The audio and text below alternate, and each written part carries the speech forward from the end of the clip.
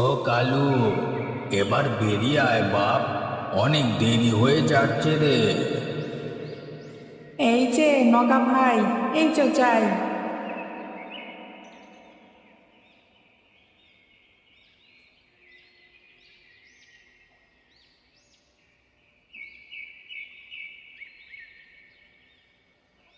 চল রে আগাই এবার। দুপুর যে বিকেল হতে চললো, আর দেরি করা ঠিক হবে না রে। আরে আরে তোমার সঙ্গে এইটা আবার কে গো? কপিলের বড় ছেলে চপল মনে হচ্ছে। এই কি আমাদের সঙ্গে যাবে নাকি? হ্যাঁ, সেই বটে। চপল পাকা দাড়ি হয়েছে শুনি। দেখা যাক কেমন দাড়ি হয়েছে। বেশ বেশ। তা খুড়ো, আজ নৌকা নিয়ে কোন দিকে যাবে? শুনলাম চরখালিতে নাকি কালকে মেলা ইলিশ মাছ উঠেছে। আরে দূর দূর, চড়া দিয়ে মাছ যায় নাকি? ওসব গুজব। বরং আজকে ভাবছি মাঝ নদীতে শিবদাড়ির দিকে যাব। আচ্ছা বেশ বেশ, তুমি যা বলো তাই হবে।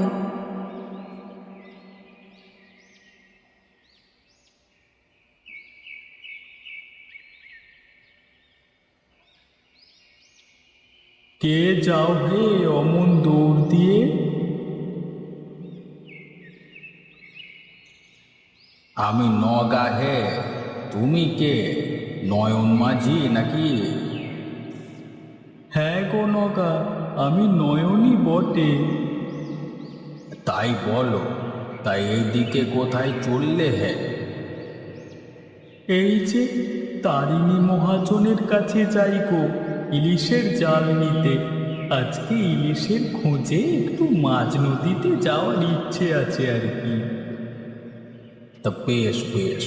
তা তারি কাকে পেলে? ওই যে মিহিরের বেটা কবিরকে নিয়েছি। আচ্ছা বেশ বেশ, এখন আসি তবে হে, দেরি হচ্ছে কেমন? বেশ বেশ, তবে যাও, আমিও যাই।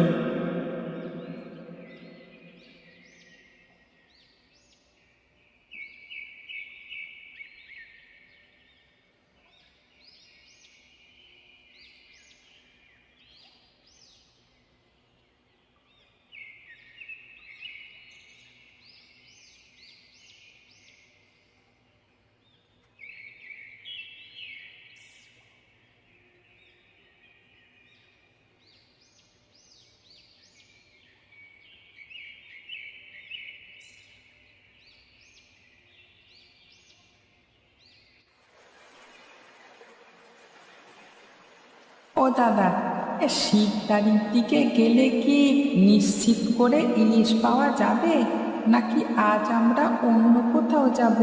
কি বলো? হরিতালের দিকে যাব নাকি? বলি কালু, তুই কার নৌকায় দাঁড় ধরেছিস জানিস তো? আমি হলাম নগা মাঝি, কি বুঝলি? বিলক্ষণ বুঝেছি দাদা। তুমি আমার চেয়ে ঢের ভালো জানো আমাদের কোথায় যেতে হবে। তবে ইলিশ মাছ ধরা হলো একটা পাকা মাথার কাজ, বুঝলি? কোথায় গেলে কেমন ইলিশ মিলবে সে আমি ছাড়া আর এ তল্লাটে কেউ জানেন। কিন্তু আমি যে শুনেছি দাদা, কালী নদীর হাওরে নাকি বেশ ভালো ইলিশ পাওয়া যায়। হ্যাঁ, ঠিকই শুনেছিস। তবে ওখানে মেলা ভিড় হয়। ইলিশের চেয়ে জেলের সংখ্যাই বেশি ওখানে। তবে আর সেখানে গিয়ে কাজ নেই, কি বলো দাদা? হুম, শিবদাঁড়িতেই যাব। আমার মন বলছে সেখানেই আজকে ভালো মাছ হবে। কিন্তু কিন্তু এখান থেকে সে তো মনে হয় অনেকটাই ঘুর পথে যেতে হবে গো। দূর, ঘুর পথ আবার কিসে? এই তো নদী থেকে কোটার কাছে উঠে বাঁশুলির মধ্য দিয়ে গিয়ে পড়ব মৌলিপাড়া। তারপর সেইখান থেকে বাউলের খাড়ি ধরলি তো সামনে শিবদাঁড়ি।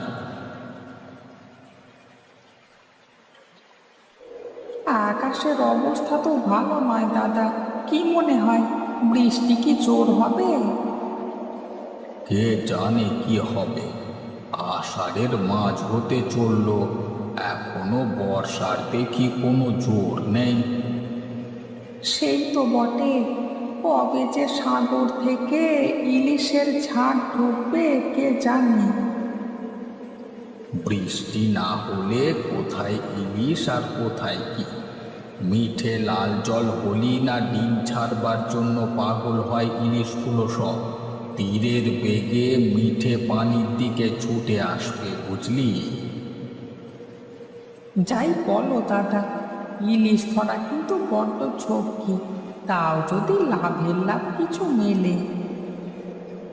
ওরে ভাই, ইলিশ ধরতে হলে অনেক ঝক্কি নিতে হয় বই কি।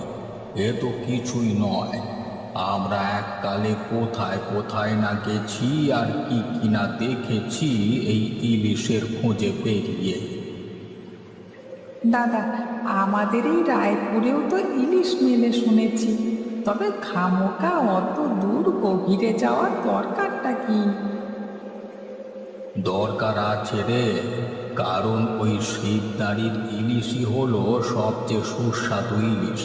আর সেখানকার ইলিশের ডিমের তো কথাই আলাদা। বেশ দাদা, তুমি যখন বলছো তখন ওদিকেই যাওয়া যাক।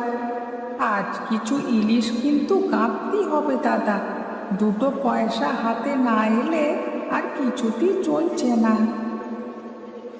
পয়সার খোয়াবার দেখিস নে বাবু, আমাদের যা হবে দেখবি তার 4 গুণ যাবে শুধু মহাজনের গপ্পে। তা যা বলেছ দাদা, ওই দেখো দাদা, টিপ টিপ করে যে বৃষ্টি শুরু হলো।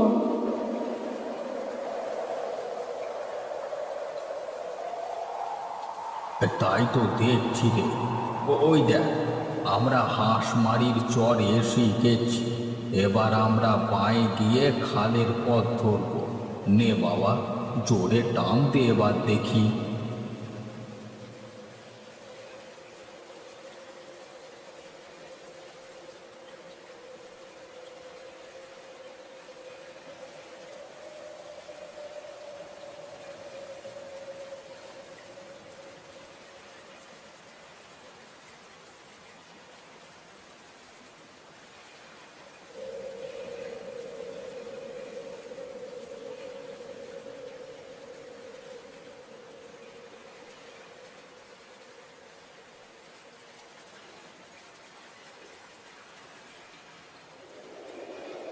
কে যায় গো নৌকায়, নগা ভাই নাকি?